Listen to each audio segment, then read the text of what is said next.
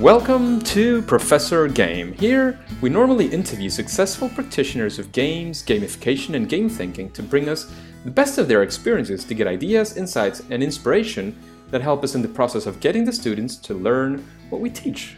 But today, we will have a special, different episode. There's no guest. And I'll be running through my experience during Gamification Europe with a small surprise right after. I'm Rob Alvarez, and I work at IE Business School Publishing, where we create interactive and engaging learning materials. For me, it all started what I call Day 00, with a dinner and an interaction with other amazing gamification experts and gurus. There, we had a chance to interact, to talk, to see what were our expectations for the conference, and to have some fun. Right after that, we had Day 1. There, before we started all the speeches, I got to meet again with some of my friends. And then we started with the first keynote speaker, who was Jeff Gomez. And he was talking about the collective journey and how the hero's journey cannot serve us anymore as it did before. I think this is especially relevant in a classroom setting where there's not a single hero, but we have a collective journey. The journey that the learners go through. And I would say that was the key learning that I got from this session. Right after the keynote session, we had a networking and coffee break. But I'll get into the networking coffee breaks and the lunches and the dinners that we had fully for all of them later on. The next session was a showing that Joris Bearda from the Actalysis group had of a gamification project that they have been working on with an international sales team that they were helping to engage. It included many amazing things, but one of the things that called my attention very deeply was the overlay of an old map that I put on top of a Google map that they already use every day. And this map was super engaging. You could see their routes, what they were doing, where they were engaging, what they were doing with the clients. So it was very, very interesting. It was very visual. It had a lot of visual elements. It seemed to be very engaging, and they were getting some pretty awesome results from the first and the next iterations that they had with this project. One key that I would like to highlight from this presentation that Joris had is to integrate your project with what your users, what your players, what your learners are already using. In a classroom setting, you can perhaps think of the mobile phones, perhaps you can think of the books, perhaps you can think of the desks where they're sitting. Think of the things that they're already using and take advantage of that. Don't forget that there's elements that are already out there that can help you in your design. Then we listened to Toby Beersford from Rise Global, that gamification guru list, where he was talking about how his journey took him into gamification. He talked about his dashboards, he talked about the many things he's gone through, even the UN, that have led him into the path of where he is now. I would say that's something very important, very useful for us to highlight from this journey, from all these things that he mentioned, is the fact that he uses data and dashboards to track progress, to track your metrics, and to make sure you're reaching the objectives that you've actually set out to reach. Then we had a talk with Jan Storgaards. I've said quite a few names and last names here. I hope I'm not butchering too much of the names of the people that were on the talks, and I apologize in advance to anybody whose last name I have mispronounced. But the talk, once again, of Jan Storgaards was centered on how he has seen the growth and the demand for gamification and the many things that we're capable of learning from games and how they're being used right now for innovation. A key from his talk, I would say, is to be always in the lookout for innovation in whatever you're doing. And of course, if you're interested in gamification and how gamification can help for that innovation. The next session, we were split into two groups. I think both groups were very fortunate because one of the groups where we were in a workshop with Sabrina Bruwaller and Vasilis Gogidis. The other group had a massive escape room that was led by Michiel van Unen. Once again, for any of the last names I pronounced, I apologize in advance. The workshop where I participated with Vasilis and Sabrina was very insightful. I would encourage you to actually take a look at the video and try to set up perhaps with some of your colleagues, some friends, and try to sit down and do the workshop as though you were there, See the videos when they tell you to do an exercise, do the exercise, and you'll even have some advantage because they were limited by 90 minutes and you don't need to limit yourself to 90 minutes. So perhaps you can take a bit more time in the exercises and go in a bit deeper. So I encourage you to actually listen to the whole workshop and go through the steps yourself with a group of friends perhaps. I have to say once again, it was it's very insightful. But the key I would like to highlight from this workshop for you engagers is to follow a process. Follow whatever the process you want to follow. There's many processes out there for gamification. There's many people creating awesome things for gamification. But follow a process and be sure to include within that process, or to follow a process that includes playtesting, interaction with your actual users or potential similar users to what you will be expecting as your players. Then once again, for the next session, we were split into 2 rooms. There I had the opportunity to listen to Sylvester Arnab, and there he was talking about hybrid solutions. We've heard from him before. If the name sounds familiar to you, you can go back to episode 5 of this podcast. He's Sylvester Arnab and the episode number 5. If the name doesn't ring any bells and you want to listen to more about him, once again, go to episode 5 of this podcast. You just go to professorgame.com/podcast/005. Right after him, we had the opportunity to listen to Alex Chalkias from Nokia in Greece, where he explained how they used gamification to engage their employees into learning a new technology. In their case, it was 5G. They were learning this technology to later implement inside the company. I would say that a very important point to remember and to listen to from his talk was about always remembering which is your objective when you're doing gamification. Don't forget why you are implementing gamification, what your objective is, and always keep it in mind. Always keep it within your pocket, within very close reach, so that you can always guide your actions towards that final objective. For those of us in that room, the day closed with Anne Coppens and her speech. There she delved into what she has now coined as FAIL, first attempt in learning. I am proud to share that some of her stories were first told in our episode 004 here in Professor Game. And it was pretty amazing. There were very deep things that she shared in that speech. And a key that I would like to highlight from all the stories that she shared and all the learnings she's had is to remember that your first attempts might fail and to be ready for that. And to be ready not only to fail, but to learn from those failures and iterate in your design. Maybe something that you tried didn't work out as you expected, but always be ready to adjust and to iterate in your design. Day 2 had a slight change in the agenda. You know, things happen, there's unexpected. And in this case, it was Melinda Jacobs. She had some flight delays and couldn't deliver the speech on day 1. So she was the first point on the agenda in day 2. She talked about how the narrative is actually the story that you're trying to tell with your system. For example, she said that not too many people would be willing to play a round of Pac-Man before the ATM gives them their money. So the key insight here that I would like to pull off from her talk is to think of the narrative as a story that you want your learners to take away. Always bear that in mind. What is the story? What's the narrative? What's the whole theme that you want them to get out of your class with, to finalize your session with? What do you want them to take away? Next, we continued with Marigo Raftopoulos, who went in deep into how gamification arrived into her life, but especially she also questioned many of what she initially thought of as great successes of gamification. But then she said, is this actually a gamification success or is it a failure? That was a very interesting and very insightful talk. The key here, I would say, is to analyze the results of the implementation of your gamification. Always think deeply if what you have achieved is actually a success, and if it is not, where you might want to shift. Right after that, we had a lot of fun with Professor Karen Cham. She's a colleague of Pete Jenkins at the University of Brighton. She reminded us that gamification is not an end in itself. It is just a way to achieve a certain objective. That's what I would highlight as a key to her talk. The next session featured Erkan Altug Yilmaz from Gamification Turkey, who convinced us, using many of the known gamification frameworks, that actually gamification does work because of science. The key here, I would say, is to use gamification that, when done well, it actually works. Next up was Dominique Mangiatordi, who showed us a case study of gamification. It was very interesting. And I would say that the key of this talk was to remember that the cooperation can be a very powerful driver for engagement, a strong driver for behavior. It's not always just about the competition, and it's a mistake to always just go for the competition. Remember that cooperation is also a very powerful option.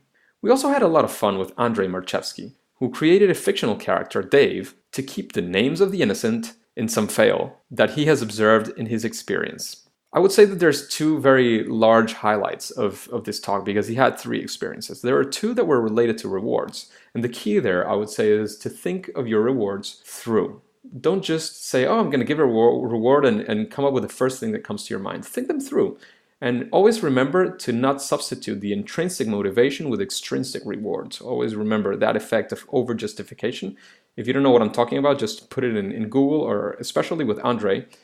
He has some very interesting insights into this. And the other one is again, if you want to go deeper, there's an actual blog post that he has on solutioneering. And it can be briefed into saying that you shouldn't create a solution if there's not a problem. Don't just create a solution and then look for a problem. Always create solutions for problems that you have found and that need to be solved. The last session that I have to say that I was actually deeply paying attention to, and this is because the next session I was actually a speaker, was the workshop of Michael Wu. It was great help to take the first steps in gamification using data.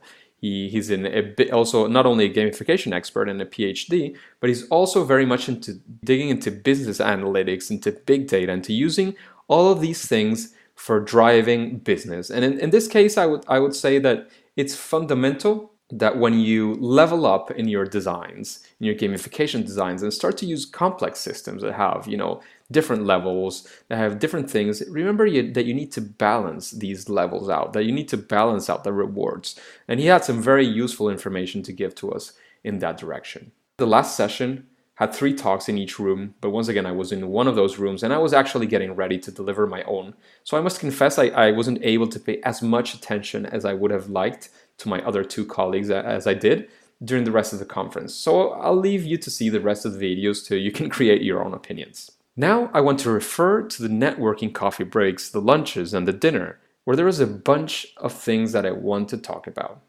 The first of them is that talking to people face to face always wins over online.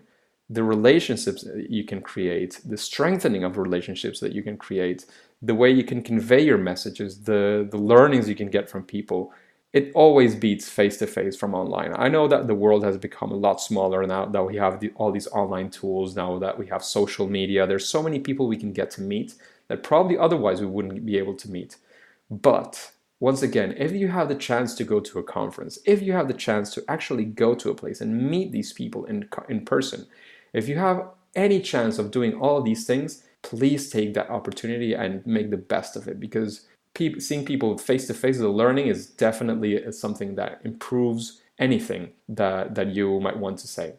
So once again, the other highlight is that I was able in these coffee breaks to strengthen relations and even to create new ones. I was able to meet in person. I met Marigo Raftopoulos, I met Melinda Jacobs, Ahmed Hossam, Erkan Alto-Gilmaz, Vasis Gogidis, Sabrina Bruweiler, Jeff Gomez, Pete Jenkins, and many, many other people that are very relevant in this world of gamification, that have many things that they can teach us in a very simple manner. And just through interacting with them, I was able to gain a lot of insights and a lot of things that I will hopefully be bringing back to you here through Professor Game. The other thing that I was able to get in these coffee breaks for myself was getting last-minute ideas for my talk.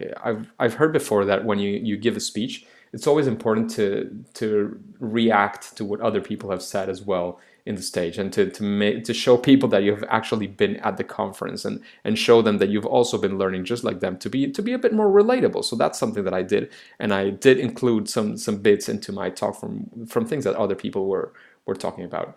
And of course, always for me, listening to other people, listening to their ideas, to their inspiration, listening to the things, and that's why I created Professor Game. Listening to others always helps me spark my creativity, and I'm sure it can help you a lot. It's always a chance as well to practice the active listening, and when you're in face-to-face, it's a chance to also make follow-up questions, to show you're interested, and to go even further with what you're talking about. And well, last but not least, the small surprise I had for the end is that I have copied here the audio of my talk at Gamification Europe. I hope you enjoy it. By the way, next week we will have Bernardo Letaif from Blue Rabbit in Mexico. He's the founder and creator of the gamification software of the year. And it's a software for education, which is his main focus. So I'm sure you will be very interested in this, and I will ask you to stay tuned as well. As promised before, here's my talk at Gamification Europe. If you want to find the full video on my slides, you can just go to the episode's show notes at professorgame.com/podcast/010 as in 10. So 010. Have a great week and see you next time!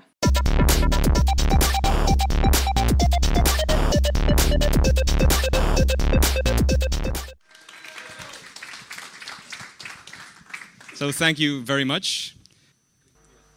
Let's get started. For me, it all started when I was around maybe 9 years old. I was switching from my Nintendo to the Nintendo magazine. So I could just wonder, what could the jobs of these people be like? I had an estimation that was a very serious young boy. I said, well, maybe 80% of the time is spent, playing games, hard on playing, and 20% of the time is, writing the articles about the games they played. You can argue with me, it could be 90-10, 70-30, 50-50. But that's not the type of job that we're normally used to thinking about, right? At least not when I was a kid. That's not the kind of fun thing that you do in a job. Jobs are, serious stuff. But anyways, of course at some point I had to grow up after that 9 years old, and this was probably my last console for quite a few years. I grew up, into the serious world, and I'm going to do a very fast forward into some of the things that happened and why they were relevant to my journey. So I did a software engineering major. I realized that coding was not for me. I didn't want to, and I didn't. But it was a very useful background for many things. Then I realized that education was a superpower, that it could change the world, people's lives, and many things, right? Then I made an MBA at an incredibly resilient business school in Latin America, in Venezuela. These guys, even being there, they can still get international recognition, which sounds ridiculous given the things that happen in my country. So yes, I am from Venezuela. I'm very proud to say that. There's many things going on there. I'm not going to get political, so let's move on to the next slide. I'm also Polish, and that's why I came to Europe, right? Given that I'm also Polish, I had the right to be in Europe for, working. So my next time was in Spain. When I arrived to Spain, I started working at IE Business School, as Vasilis was saying. I'm not exactly a professor. I give one or other session. I mainly work there as in a department called IE Business School Publishing, where we create interactive, engaging learning materials. Sound, familiar? So that was my next mission. I was there, and I was very, very happy because it was finally one of my dreams come true. I was working in education, and many of my abilities were coming to be very useful and relevant for this new role. I had a tech background, so I worked with developers, so that was very relevant. I got to understand them, they got to understand me, which is, you might be surprised how challenging that is. That was very relevant. I was also very passionate about education, so working for a business school, university, made a lot of sense for me. I had an MBA, so I could understand the professors that we were working for, because our team is composed of a professor who is the one who is the owner of the content itself. There was the project managers, which we were doing basically the learning experience design, and we were like at the center of also the team of developers. We had designers, audiovisual professionals, all these people working together to create learning materials. And then, I was just walking around, doing my role, doing my job, and I stumbled into something that basically changed my life. It was gamification. For me, it was a complete game changer. Many of the things that had been going on in my life just bumped into each other and came together. And it was an incredible experience for me. I mean, finding gamification, I said, well, this all makes sense. So I found a material and I said, this is one of my projects I was working on. I said, I'm going to make this work. So I started researching, I started reading from amazing people. I did just week 1 of Kevin Werbach's Coursera course, and that's probably the first mistake I made. Then I continued reading, but of course, as usual, you get deadlines. Nothing gets done without a deadline. And deadlines were coming in. I needed to have all this time to design all these things. And I said, well, I have to pause research mode and I have to get right into the work. Of course, I had heard that this gamification thing has a lot to do with points, badges, and challenges, not leaderboards. Those were the things I found initially. And I decided, this material here, all this content, why not? I'm not a racist, so badges here, badges there, badges over there, challenges and badges, 2 badges over there, badges all over the place. It was a wild mess, I have to say that. Badges have to be meaningful, we already know that, but I didn't. At that point, I didn't know at all. So the first challenge came in. The developer said, you know, all this stuff you're creating here looks pretty good, but you know, we don't have sufficient time within our budget to do all of these things you're proposing, so you have to cut it back. Get back to work, you know, back into design mode, do all these things, all these changes, and finally, you know, I get to the developers and they say, oh, okay, that's enough. We'll have time to do this. Good thing is it's an internal team, so we were working very close together. They made questions. I went up to them and see what was going on. Looked at that. Oh, the badge looks amazing. Yeah, just move it a bit to the right, a bit to the left. You know, more badges. Oh, why don't we add another badge over here? Yeah, that's simple enough. Let's do it. Badges all over the place. And then, of course, came the time of reckoning. I had to present the project, which was completely ready. You know, getting it right the first time by Ann Coppins. So we thought we had it right. Well, I thought I had it right for the first time. The developers just did what I asked them to do. And I presented it to management. So senior members of the team come in, say, you know, we have some feedback. When they say that kind of thing, it's not the kind of feedback we use in gamification. It's, you probably did something wrong. So it was a very big blow for me. I have to say I was devastated at that point because, of course, I spent all that time doing badges and you know, those challenges and badges and badges and badges and badges. So I said, you know, this gamification thing is probably kicking me back, and that's why my design is not as good as it should be. So I had, you know, I'd say I had a pretty rough night. I didn't sleep very well. But in the morning I said, you know what? I'm going to make this work. I'm going to continue. I'm going to move on to the next step. Like when, you know, you're in a game and you go into a hallway and there's only one way you can go. I mean, the game's telling you, you gotta go that way. There's not too much more you can do about it. So I did. I moved on, I continued there, and I started back into research mode. I said, look, even if it's my personal time, my wife here is not gonna be very happy about that, but I'm gonna take some time, I'm gonna do some proper research, I'm gonna study some more, I'm gonna look at amazing people that I see in conferences, I'm gonna read some more, I'm gonna do some more initially free courses, everything I could find, and I really, really, really went into it. And I've heard before that luck is when preparation meets opportunity. So here in my case, it was also a bit of enthusiasm and passion. And one of the senior members that gave me very serious feedback, he said, well, you know, I think we can work together and make this work. That was not very typical, so that he got together, gave me the bad feedback, but also some things that we could do to make a sort of quick fixes and improve the material. And I have to say, in the end, we did quite a very decent material. This is one of the examples of the stuff that we do. I just wanted to put something there while I'm talking. I just didn't want to have the game over all the time. So I moved into something else. So I just want to get back into all the things that happen here and tell probably in gamification terms. So initially, I had a very strong boost of extrinsic motivation. You know, I want to do this thing. Let's get this done very quickly. I had the first slump. That always happens. And there was where I had to find something inside of me, some internal, intrinsic motivation to get me going, to complete the journey, to move on and to go to the next step. And that's where, you know, the badges were no longer useful to just get me going. And so that was the initial thing. The things that I found, where I found the motivation, I have to say the first one was mastery. I wanted to master this new ability. I wanted to master the ability to do gamification for education. That was one of my first things that I realized. The next thing that I realized is that this was a place for me to be creative. I'm an engineer, but my mom is a designer. My dad used to be an actor, a writer, and a director. So they were a creative couple. I was not. I'm an engineer. But this was the place. Yeah, I know. I know. But I was not the classic creative type. I'm not the guy that's going to sit around and do traditional design. It was just not my thing. But I realized that in gamification, there was a space for me. There was a place where I could be creative and do things that could be in the creative type. And I was, you know, stoked. Then I found also a mentor, the senior member of the team, mentoring me into understanding new things, understanding how it worked. He was not from the gamification background, but from the learning experience design. And of course, he knew many of the things that I did, even without knowing gamification, they were wrong, period.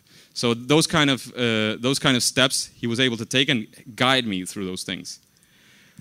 And another thing I realized was that once these materials were created, had the ability to go to the classroom and see the session in which they were used and see the difference that they could make in students. So that relatedness for me, seeing how it was impacting, how our materials were impacting the students and their learning, was absolutely amazing. And the final one is I realized, once again, that there was a further purpose for me in gamification. Using gamification to make education amazing became my purpose. So let's make a quick, very fast recap of all the things that got together. I started with Nintendo, with Nintendo Magazine, 80% of playing. Then I did some software engineering. I did my MBA, which helped me, talk to professors and understand these things. I realized that education was a superpower that could help the world be a better place. And there's something else that I'm going to talk about because I'm going to go back. After a few years doing this gamification in our materials, I said, you know what? I love what I'm doing, but I want to reach a further audience. And what else can games teach us? How can we reach other people? No matter how large your marketing budget is, you can reach so many people with marketing. The only way to reach other people is to use people who reach other people. So I said, you know what? I'm going to use something I didn't talk about. I used to have a radio show about entrepreneurship. So I really enjoy doing interviews. I really enjoy the format of talking to people and making interviews and bringing out all of that knowledge, all of that expertise from other people. However, I'm licensed as a radio show guy in Venezuela. It's absolutely useless by now. But the important thing here is I realized, radio can't make it that far. So I said, why not start a podcast? And that's exactly what I did. I started Professor Game Podcast. I'm now interviewing amazing people. Many of the guests that have been in the show are here today. I can see Sylvester, I can see Anne over there. I'm not sure, Pete's in the other room. One of the winners of yesterday, Yukai Chao, is also, as well as Anne, is also in the other room. Is also in the amongst the guests. So I started this because I wanted to reach people who did something probably near to what I've been doing for all this time, and to convince them to realize what they can do with gamification in their own classrooms. So it's not just about the business school where I work in, it's about reaching other people anywhere in the world to be able to do these things. Badge for me. This is a Spartan finisher, another story, but anyways, I was very, very happy to do all these things. I've been interviewing all these people. It all got together, coming to these conferences, meeting these amazing people I researched from, I read from, I did their courses, their programs, their books. I did almost everything I could find. There's still many things I have to read, of course, but that's the way I reached all of these things. And yes, of course, I am going to plug my own podcast. I've been starting. It's almost been a month. I'm very happy to announce it. It's professorgame.com. If you want to reach out, please do. There you'll find the iTunes, Stitcher Radio, etc., etc., etc. My final message to you guys is, it's not about my journey and how I went through all of these steps. I can say, I'm very special. We're all special and different in a way. My message here is about how all of us can use gamification to change the world in different ways. My way, and now having this background in education, is realizing that there's very few things that we cannot learn. There might be people here who are absolute gurus and experts in gamification and who haven't done it all, because I think there's always a next step, but have done all of these things. There's people in the medium level, and there's people starting off. So to all of us, there's many things that we can still learn. We can come to these conferences, we can meet other people who are doing the same things that we're doing, learn from them.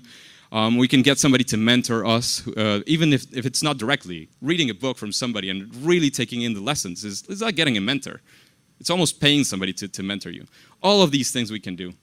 And I want to call out to each and every one of you in this room, and hopefully the video will be uploaded somewhere else as well, to make your effort and to go into gamification, understand all of these things, and garner the power of education, and make education amazing using gamification. Thank you very much.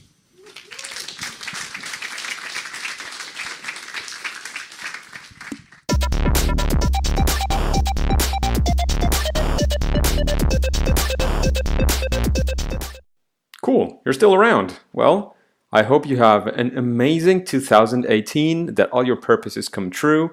And well, I hope also that one of your purposes is to include gamification into your classroom, into your teaching, into your learning. And well, that's it. Thanks for listening to Professor Game. I hope you do continue to listen to Professor Game in 2018. If there's anything that we can do for you, please let us know. You can go to professorgame.com, go into any of the posts. You can talk to us there. You can talk to us through Twitter. You can see all the pictures for this episode, the show notes. You'll see some pictures from what happened in Gamification Europe. You'll have the full video as well.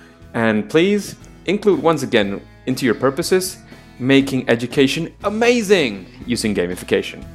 Thanks, and see you around.